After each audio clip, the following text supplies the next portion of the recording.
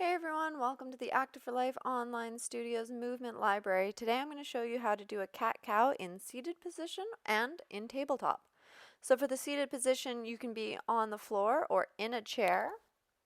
The basic cat-cow stretch involves moving the spine from a rounded position or flexion to an arched one or extension.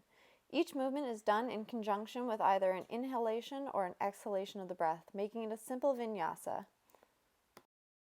When you're in a seated position, you can place your hands on your knees and use that to really extend back and arch forward. You can do this sitting on the floor, cross-legged, like you see me doing here, or in a chair. It's a great move when you're spending a lot of time sitting at your desk. Flexing and extending the spine can help improve circulation in the discs in your back. It's a basic motion, but one that can be enormously beneficial in supporting the back and easing pain and maintaining a healthy spine. When you are in the more traditional tabletop position, you want to make sure that your wrists are stacked underneath your shoulders and your knees underneath your hips.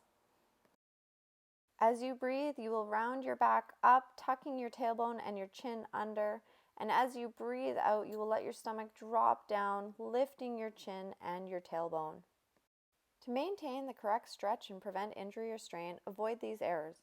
Don't strain your neck. When you lift your gaze to the ceiling, do so with control and don't overextend your neck. When you go into cat, let your head drop naturally rather than forcing it down.